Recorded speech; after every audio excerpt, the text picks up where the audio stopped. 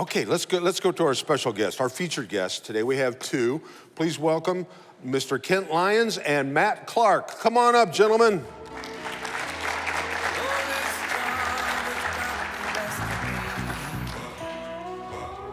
I will read their, well, I'll let you tell your title and what you do and kind of why you're here. Welcome, gentlemen. Good to have you here at Mesa Morning Live. Thank you.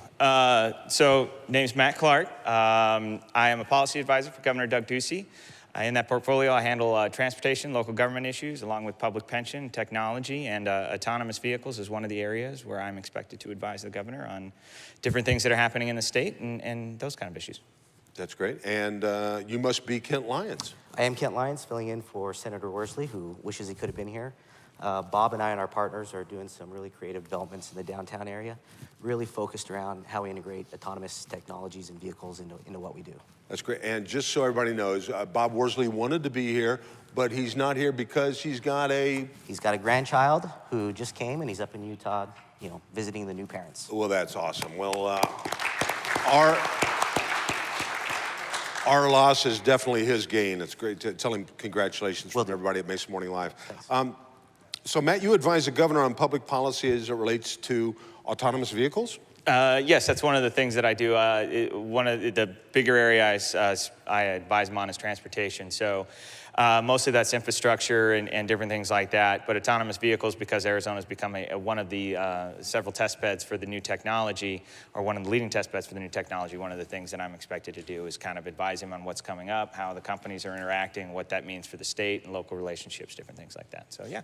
He probably knows this, but make sure he realizes that it's illegal to drive in reverse in Glendale. That's why he lives in Paradise Valley. That's okay. That's awesome. Well, give us a little background on autonomous vehicles. What can we expect to see? Every time I hear these timelines of, oh, we're all going to be in self-driving cars, I always kind of go, but it's coming, isn't it? It's coming. Some will say sooner rather than later. Again, the market, I think it'll all kind of depend on when that technology pops. I do know that the testing is going very well. There are multiple companies that are here. It could come as early as 5 years. It could be 20 to 25 years. I think, again, the industry, once the technology is there, then the next step will be consumer acceptance. Is it going to be viable commercially, and then what exactly will autonomous look like? So you have several different types of autonomy. You have what people will call glorified cruise control, which is what Tesla's autopilot is, and GM, I think, is moving into that space soon.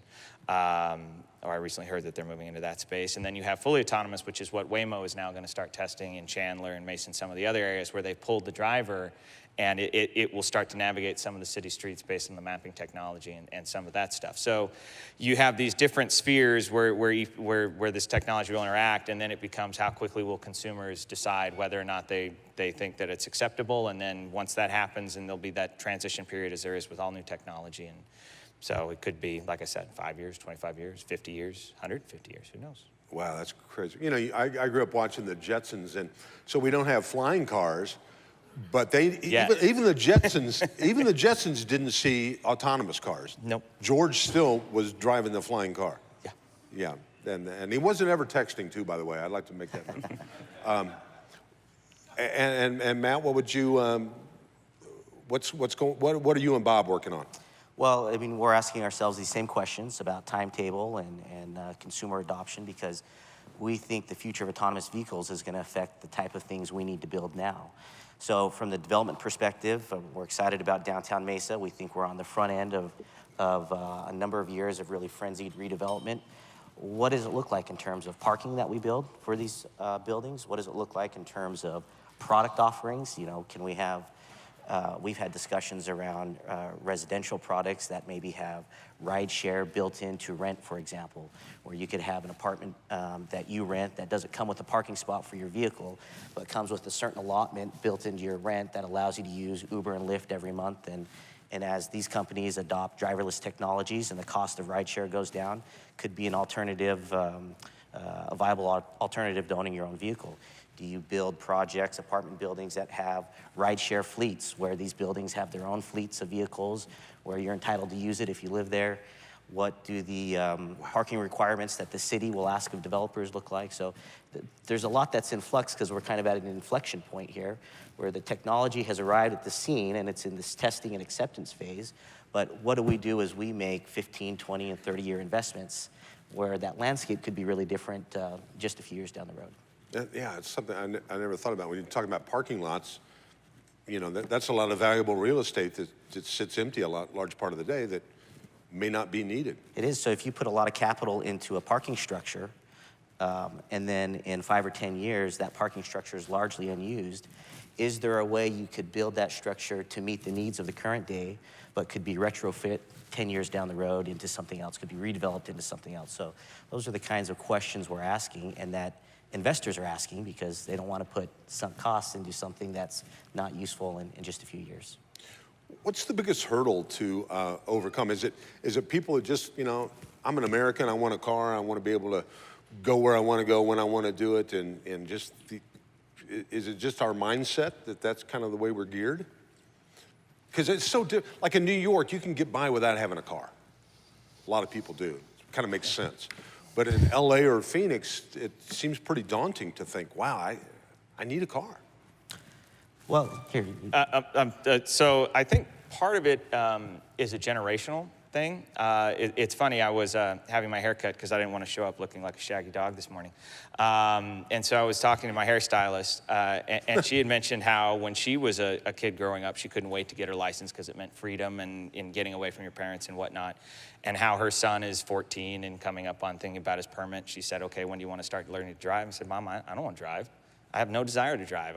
My friends all kind of hang out. We text on our social media. If we want to go somewhere, we can Uber or Lyft or any number of things. And so I look at that and I think as a father with 3 young kids, well, wow, I dodged a bullet. I don't have to have 3 kids on the road driving. And then the second element is that this, what does it look like as a parent?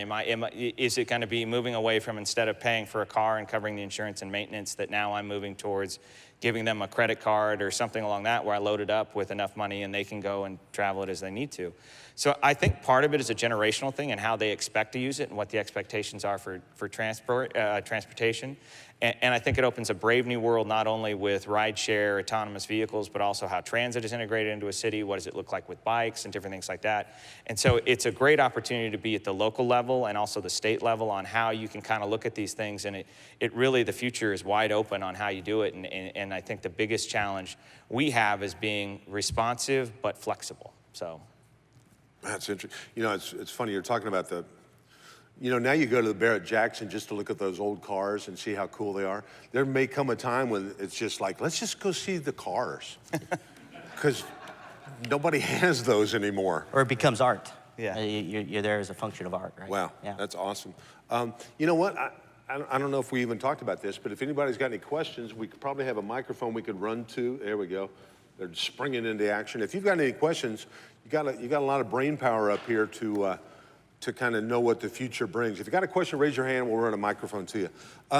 So what would you like to say? If this was a commercial for you, for both of you, just kind of tell us where you see this thing going, what's on the horizon, what can we do to better prepare and adapt, and take it away. Well, from the development side, we feel really fortunate to be working here in Mesa. The city of Mesa a number of years ago had the foresight to create a downtown plan that included a move to form-based code. So you mentioned the unused parking in a lot of the areas of the city. When you drive around and you can see strip mall developments with huge segments of parking that are unused, a lot of times that wasn't necessarily the choice of the developer. That was a function of whatever the city code was that dictated the ratio of parking spots per square footage. And so when you look at an urban area that's going to go through redevelopment like downtown Mesa, one of the key things is making sure that the requirements on developers line up with what the desired end goal was. And the move to form-based code, which really diminished the requirement on parking for downtown areas, was a smart move by the city a number of years ago, before any of this stuff that we're seeing now with ASU and all of the renewed interest came about. So I applaud the city of Mesa and the leadership that led that process through. We're happy for that. And I think it's going to pave the way for a higher density of developments with a lower number of parking, enough to meet the needs of what people want, but strike that balance between not having huge parking lots and developing a core urban area. Okay. So some of the things that I when I speak on this, especially to some of the city or group and some of the local locales, is that this is an opportunity to really kind of think about what you want your community to look like. I think we've passed the question of if and moved into when. But there are lots of things that can change. So for example, going back to development, are we gonna need garages? You know, are we gonna need driveways? What is that gonna look like for the home builders? I think that it's evident in most of the communities and the developments that are coming up that it's much more of a communal feel, that that people are coming out the front door interacting with their neighbors as opposed to hanging out in the backyard with their families. And so you have an opportunity to really kind of say, okay, how do we wanna shape our community? How do we wanna be welcoming to this? How do we wanna encourage not only the mobility, but the safety of what this technology offers, and be flexible enough to say, okay, are we really going to need streetlights? What do we do when those go away? Are we going to need stop signs? Can we add another lane of roadway into our current footprint without having to take additional right-of-way? These are the kind of things that this kind of technology, especially when it comes to autonomous vehicles, you know, it will change how things are planned out and how they're met. And so it gives you all these opportunities to kind of reshape not only how you're thinking now, but how you want your city or your community to look like in the future. And it gives you lots of options. And again, the word flexibility I use a lot because you just don't know what it is, but it seems that the benefits could be numerous on how you want to interact with your population and how you're providing these services to your citizens and whatnot. So That's awesome. Anybody have a, right up here, we got a microphone coming your way. Everything you're talking about, it reminds me more of what's happening with the light rail and public transportation, because there's a lot of money being spent there. And so what's the future of public transportation now in the way of buses and rail cars? Well, Matt can probably speak better than I can from the perspective of a consumer. What's been interesting to me is watch as rideshare has come in and become more affordable, more and more people have had the ability to use it. So by rideshare, I mean Uber and Lyft over the taxi cabs. The largest cost component of rideshare right now really is the driver. So what happens as you introduce autonomous technologies and you take that cost component out of the structure and it becomes even more affordable? At what point will you strike a balance where the general public can use rideshare as they want, as opposed to some, right now, public transportation is the affordable way, and probably always will, but rideshare will continue to come down, so will there be the justification for some of the really expensive infrastructure investments like light rail, as cost of transportation in other forms, as these technologies bring that down? Am I in the wrong there? well, so the two main reasons that the governor introduced this technology, or it said, offered is the wrong word, allowed the state to be one of the initial areas to test the technology was public safety. I don't know how many of you know, but the statistics are daunting. Highway deaths are on the rise. Arizona roadway deaths are on the rise, and that's just on state highways. We've seen them go up. I'm sure you read Phoenix. The report came out that the Valley is one of the leading areas for pedestrian deaths as more people are getting outside riding their bikes. And if you just think about it, we've put a bike lane on a roadway where somebody's going on average 15 miles more than the posted speed limit, and we've decided we're going to put a bike right next to where that car's traveling. So the public safety element of allowing this autonomous vehicle to take over, it removes the human element, which is responsible for about 94% of highway accidents. And so if you can take that out, the injuries and lives that could save is a significant benefit to public safety. The second element is mobility, and this goes into your question on public transit. One of the governor's initiatives is how to deal with recidivism. So people that have gone to prison and tried to make their lives better, but are now moving out and transitioning into a life after jail. And we were finding that many of the problems of staying out of trouble was you'd get a job, but you couldn't get transportation to a job. There just isn't a bus that will pick up in Southeast Phoenix and drive you to a job as an electrician in Anthem as they're putting up a new home. So what was one of the ways that they could solve that? And the governor went out and worked, and he's developed partnerships with some rideshare companies to say, okay, we now have a population that needs to be served, and here's how we're going to do it. So that we look at this as an opportunity to expand the role of public transit and the ability of citizens to access transportation needs that will get them from point A to point B. And light rail may be a component of that, but it could be that as we move further down, the analysis is that the amount of money that we're putting into a fixed rail type infrastructure project may be better served in spreading it out and addressing other options.